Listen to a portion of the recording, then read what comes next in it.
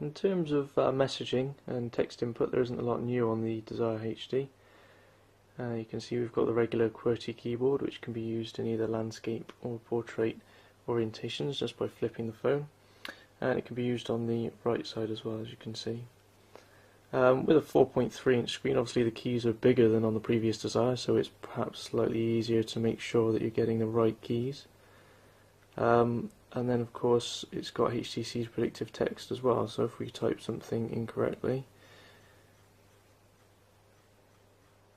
you can see it actually corrects it for us, and just by pressing the space key it'll enter that word automatically, just to make life a bit easier. Should we want to go back and edit anything though, obviously we don't have an optical joypad on this particular phone, so at the bottom here we've just got some navigation keys that HTC have added so that we can just go back one letter at a time and go and delete something that we've messed up on. With regards to email, the Desire HD supports IMAP, POP and Microsoft Exchange accounts, and you can sort them all so it shows them all in one inbox as well, which is quite handy. You can then obviously view your messages in various different ways just by simply scrolling across this bar at the bottom. And should you wish to have your emails on the home screen, you can do that too with one of a handful of different email widgets that allow you to get your mail directly on your home screen. So it's pretty handy for email. The Desire HD contains quite a lot of different applications by default. As you can see here, we've got new applications such as this blocked callers app, the car panel that we spoke about earlier, connected media, which is basically just so you can share the media on your phone with a DLNA compatible device such as a television, and other things like the usual flashlight that we've seen implemented recently, and different bits and pieces. HTC Likes, which is just for applications that you like on your HTCSense.com account. Talking of HTCSense.com, it's a new service from HTC that basically allows you to track down your phone if you lose it, and either send a message to it asking for it to be returned, or just wipe the data from the phone. So it's quite a nice service as well. It also allows you to back up all your text messages from the handset and also your contacts too. So sounds like a nice service, available just on the Desire HD and the new Desire Z as well. Unfortunately it doesn't appear to be available, at least yet, on the original Desire. A couple of features on the Desire HD that really impressed me were web browsing and the music player. So start with web browsing and just have a look. So you've got the bookmarks widget, and you can just hit the thumbnail for the page you want. So we're just loading up the mobile phone page. Go to the full site rather than the mobile site. And this is on a Wi-Fi connection, so it's a pretty quick connection, about 20 meg, and it's loading up pretty quickly. You can see you get it sort of in the fully zoomed out view, which is quite sharp. Obviously not quite as sharp as the iPhone's Retina display, but it's a much larger display, so you can see things a little bit better anyway. And at the side here you can see we've even got the video adverts loaded up, thanks to the Adobe Flash 10.1 support, so everything looks just as it would on a normal web page. And it's not sluggish in the slightest. It can handle the websites very easily. You can pinch to zoom.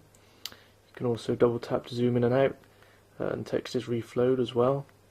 So altogether it's a very good web experience, very zippy, very fast, and the flash support as well allows you to watch videos and things.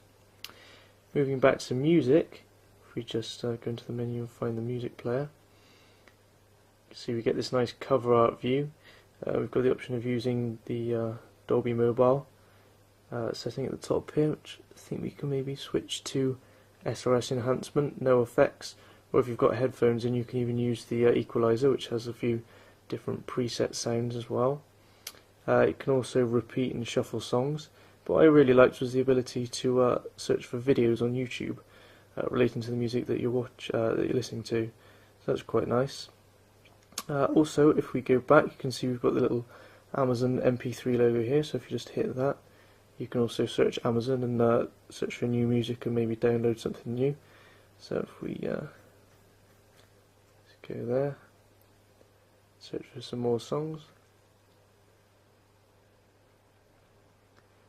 There you can see it's loaded up all the different albums and songs that we can buy at the top, all the cover art as well, and you can even just go ahead and listen to a short clip of the music to see if you really want to buy the song or not.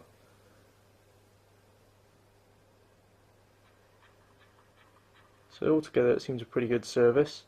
might be a good alternative to buy music on iTunes. You can just buy it directly straight on the Desire HD instead. Okay, so lastly I just want to quickly whet your appetite for the Desire HD's video playback capabilities. It's got a few videos loaded on here, and of course with that large screen it's really nice to use as a video playback device when you're out on the move.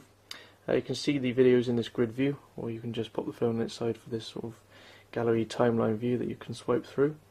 And then you can just tap on a video to play it. Of course, we've also got the Dolby mobile sound effects and the SRS wireless enhancement as well, and you can switch between those to see which one you prefer. You can also use the bar at the bottom here. You can just scroll through the movie to rewind and fast forward, as you can see. It works very quickly indeed, and the playback's not stuttery at all. Very smooth. You can obviously pause and play as well as you will with most various different video players.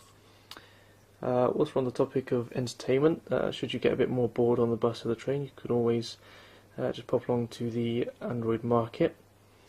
And of course you've got the usual array of games and applications, both paid free and just in games, as you can see.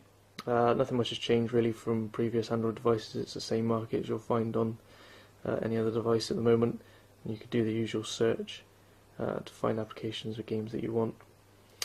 Talking of search, there's also a universal search feature, which has changed since the previous Android handsets from HTC.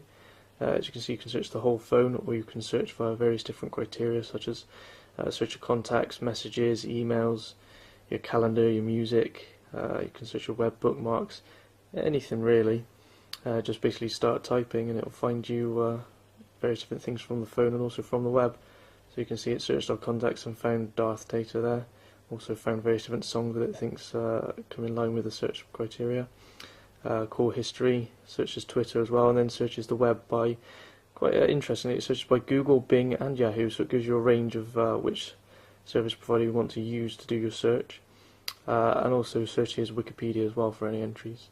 So it's quite handy being able to do a full universal search just from the home screen with that one button. Anyway, this is Russ Jeffers from MobileBurn&AndroidAuthority.com. Thanks for watching, and don't forget to check out our written review on the MobileBurn.com website.